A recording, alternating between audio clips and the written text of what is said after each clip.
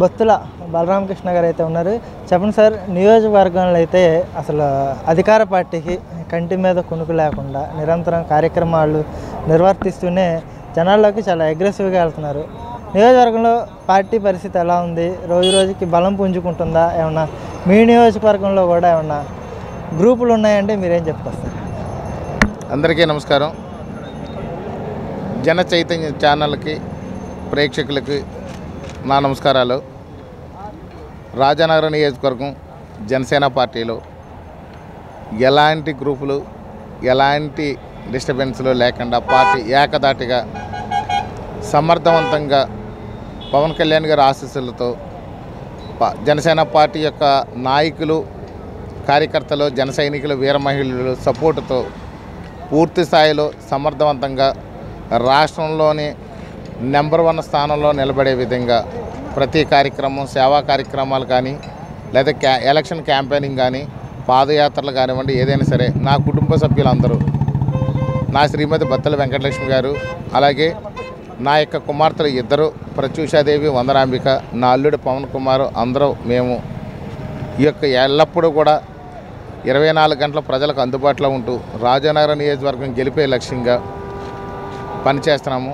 ఎక్కడ పేదలకు అవసరమైతే అక్కడ మేము ఉండడం, వాళ్ళకి కావలసినటువంటి సహాయం చేయడం, ఎక్కడైతే ఇబ్బందుల్లో ఉంటారో వాళ్ళకి సపోర్ట్గా నిలబడడం, అండగా ఉండడం, అత్యవసర పరిస్థితుల్లో అనారోగ్య పరిస్థితుల్లో కూడా ప్రజలందరికీ కూడా అందుబాటులో ఉండి వైద్య సేవలు అందించే కార్యక్రమం కూడా చేస్తున్నాం.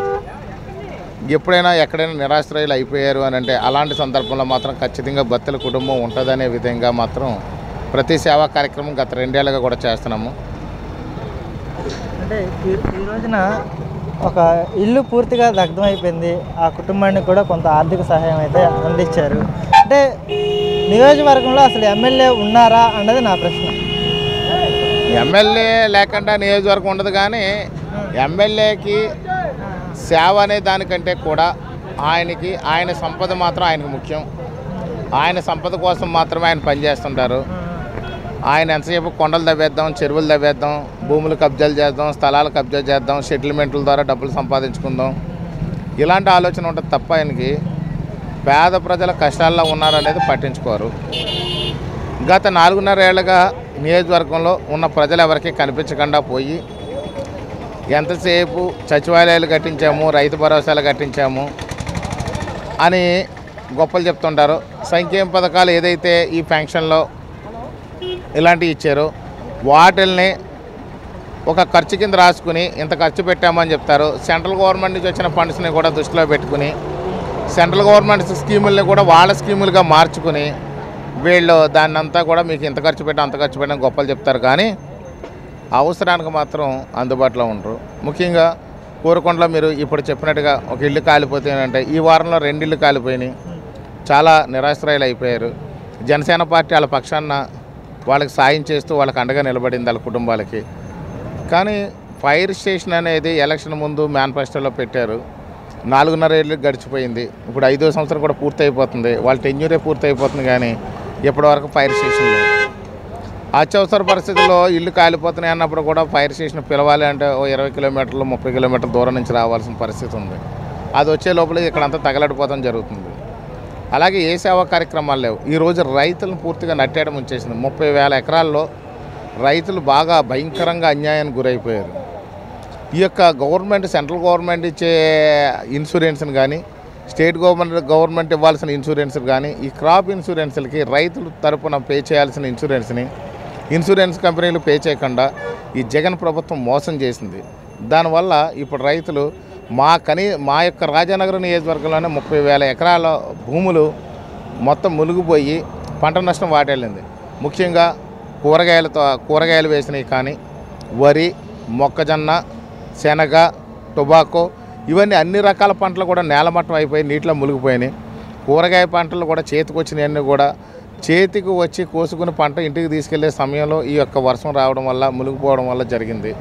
ఇలా జరిగిపోవడం వల్ల 30,000 ఎకరాల రైతులు నష్టపోయారు. భారీ నష్టం వాటిల్లింది. వాళ్ళకి ఇన్సూరెన్స్ గతి లేదు, నష్టపరిహారం ఇచ్చేవాళ్ళు లేరు, చివరికి మా నియోజకవర్గంలో పలకరించేవాళ్ళు కూడా లేరు. అలాగే ప్రతి రంగంలోనే కూడా వీళ్ళు ప్రజల్ని ఏ విధంగానే ఆదుకోలేదు. కేవలం మాత్రం వాళ్ళ అక్రమ సంపాదన కోసం మాత్రమే వాళ్ళు పనిచేస్తున్నారు. ఎప్పుడు చూసినా దౌర్జన్యాలు, దుర్మార్గాలు, ఎప్పుడు చూసినా బ్లేడ్ బ్యాచ్, గంజాయి ఇలాంటి వాటి మీద వాళ్ళు ఎక్కువ వర్క్ చేస్తారు తప్ప ప్రజల పక్షాన పోరాడరు. ప్రజల పక్షాన పోరాడే మాలాంటి జనసేన కుటుంబీకులను మాత్రం టార్గెట్ చేసి చులకనగా అత్యంత నీచ స్థితికి దిగి ఏంటంటే స్టేట్లో మాట్లాడినప్పుడు పవన్ కళ్యాణ్ గారి గురించి, మా నాయకుడు పవన్ కళ్యాణ్ గారి గురించి మాట్లాడాలి అని అంటే 3 పెళ్ళిళ్ళు అంటారు. 3 పెళ్ళిళ్ళు అని మాట్లాడటమే కాకుండా లేకపోతే ప్యాకేజీ అని అంటారు. కానీ వీళ్ళ ప్యాకేజీలు ఎవరిచ్చారా అనేది వాళ్ళు ఒకసారి విమర్శ చేసుకోవాల్సిన పరిస్థితి ఉంది. అలాగే నా మీద కూడా వాళ్ళు గెలుపు అనేది మాకు ఖచ్చితంగా జనసేన పార్టీకి ఉందని వాళ్ళు గ్రహించి వాళ్ళ కోపంతో, ఉక్రోషంతో, ఏర్స్తోని, బాధతోని రకరకాల చీప్ పోస్టింగ్లు పెడతారు. చాలా రకాలుగా ట్రోల్ చేస్తారు. ఎన్ని ట్రోల్ చేసినా ప్రజా అభివృద్ధి కోసం, ప్రజలు బాగుపడడం కోసం, నా ప్రాంత అభివృద్ధి కోసం, నియోజకవర్గంలో ప్రతి పేదవాడికి మంచి జరగాలన్న తపన కోసం ఎన్ని బాధలైనా భరించడానికి, వాళ్ళు ఎంత చులకనగా మాట్లాడినా కానీ అనుభవించడానికి, అదేవిధంగా మా యొక్క ఆడబిడ్డలు సైతం, నా భార్య సైతం కూడా చాలా చులకనగా మాట్లాడుతున్నారు. ఎన్ని మాట్లాడినప్పటికీ మా క్యారెక్టర్ ఏం పాడైపోదు, మా క్యారెక్టర్ అలాగే ఉంటుంది. మా నిజాయితీ, నీతి అనేది ఏంటనేది ప్రజలకు తెలుసు. ఎప్పుడు కూడా ప్రజలకు అండగా ఉన్నాం తప్ప మేము ప్రజలు మోసం చేయలేదు, ప్రజలు నష్టపరచలేదు, ప్రజల ఆశను దోచుకోలేదు. కాబట్టి ఖచ్చితంగా ప్రజలు విశ్వసిస్తారు. ఖచ్చితంగా మాత్రం అధికార పార్టీకి రాజనగరం నియోజకవర్గంలో గుణపాఠం చెప్తారు. అంతేకాకుండా రాష్ట్ర వ్యాప్తంగా కూడా ఇక్కడ జగన్ని, అలాగే మా నియోజకవర్గంలో జక్కంపూడిని కూడా ఖచ్చితంగా ప్రజలు సెండాప్ ఇచ్చి ఇంటికి పంపించేసే పరిస్థితి మాత్రం 2024లో క్లియర్గా కనిపిస్తుంది. అత్యధిక మెజారిటీతో జనసేన టీడీపీ పార్టీ అలయన్స్లో ప్రభుత్వం ఏర్పడబోతుంది. ప్రజలకు అందరికీ కూడా సక్రమైన సంక్షేమం, ప్రజలకు అన్ని విధాలుగా కూడా రాష్ట్రాభివృద్ధి చేసి, ప్రజలకు అన్ని రంగాల్లో అభివృద్ధి చేసి తీరుతుందని చెప్పేసి ఈ సందర్భంగా తెలియజేస్తూ సెలవు తీసుకున్నాను. సరే, అంటే ఈ రోజున ప్రధానంగా ఉద్దానంలో ముఖ్యమంత్రి గారు అయితే ఒక బహిరంగ సభను అయితే ఏర్పాటు చేయడం జరిగింది. అసలు ఉద్దానంలో అమెరికాకి సంబంధించిన ప్రత్యేకమైన బృందాన్నే ఇండియాకి పిలిపించి ఉద్దానంలో ఒక రీసెర్చ్ చేపట్టి పవన్ కళ్యాణ్ గారు అక్కడ ఖచ్చితంగా డయాలసిస్ సెంటర్స్ పెట్టాలని చెప్పేసి ఆనాడు తెలుగుదేశం ప్రభుత్వం మీద ఒత్తిడి తీసుకొస్తే ఈ రోజున ఆ క్రెడిట్ అంతా కూడా మాకే చెందుతుంది, మేము ఏదో వాటర్ పైపులు పెట్టాం, వాటర్ని ప్యూరిఫై చేసాం, ప్రతి ఇంటికి మంచినీరు అందిస్తున్నాం అన్నట్టుగా కూడా ఈ రోజున వైసీపీ ప్రభుత్వం చెప్పుకొస్తున్న పరిస్థితి ఎలా చూడొచ్చు అంటారు? అసలు ఉద్దానంలో రియల్ హీరో ఎవరు, వాళ్ళ తరపున నిలబడింది ఎవరు అంటే మీరేం చెప్తారు? రియల్ హీరో ఎప్పుడు కూడా మా యొక్క అధ్యక్షులు పవన్ కళ్యాణ్ గారే. రియల్ హీరోనే కాదు, రియల్ హీరో కూడా మా పవన్ కళ్యాణ్ గారే. ఎందుకంటే ఉద్దానం సమస్య అనేది ఎత్తిందే మా అధ్యక్షులు పవన్ కళ్యాణ్ గారు. ఆయన ఎత్తుండకపోతే ఈరోజు జగన్కి చీమ కుట్టినట్టు కూడా ఉండుండేది కాదు. జగన్ ప్రభుత్వం ముద్దు నిద్ర వదిలించి ఆ యొక్క ఉద్దానం సమస్యని పూర్తిగా తీర్చిదిద్దాలి, దాన్ని ఖచ్చితంగా అభివృద్ధిలోకి తీసుకురావాలి, ప్రజల కష్టాల నుంచి విముక్తులు చేయాలని మా పవన్ కళ్యాణ్ గారు అక్కడికి వెళ్ళి కార్యక్రమం చేస్తేనే వాళ్ళలో చలనం వచ్చి ముద్దు నిద్ర వదిలి ఆ కార్యక్రమం చేశారు తప్ప వాళ్ళ సొంతగా అయితే ఎక్కడ చేయరు. చాలా సమస్యలు ఉన్నాయి, ఏ సమస్య పూర్తి చేయలేదు. ఆంధ్రప్రదేశ్లో రాజధాని లేని పరిస్థితి ఉంది, రాజధాని కట్టగలిగారా? ఏది చేయలేరు. అభివృద్ధికి వాళ్ళు కాదు, పవన్ కళ్యాణ్ గారు పోరాడితేనే వైసీపీ ప్రభుత్వం అభివృద్ధి చేస్తే లేకపోతే చేయదు. అంటే ఈ రోజున ముఖ్యమంత్రి గారు తెలంగాణలో జనసేన పార్టీ పోటీ చేసినప్పుడు కూడా డిపాజిట్లు కూడా దక్కలేదు.